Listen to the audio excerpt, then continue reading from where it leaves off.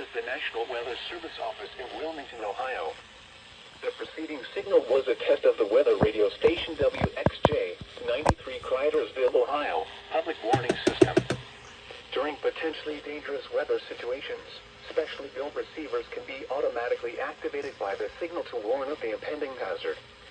Tests of the signal and receiver's performance are normally conducted by the National Weather Service between 11 a.m. and noon each Wednesday. If there is a threat of severe weather, the test will be postponed to the next available good weather day. Reception of this broadcast, and especially the warning alarm tone, will vary at any given location. This variability, normally more noticeable at greater distances from the transmitter, can occur even though you are using a good quality receiver in good working order.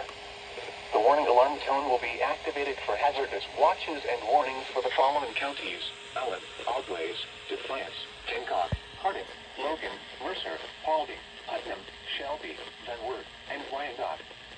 This concludes the weekly test of weather radio station WXJ93 Cridersville, Ohio.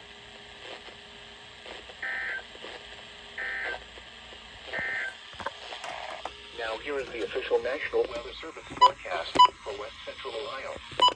Why didn't this go off? Oh, that's why. Okay. Okay.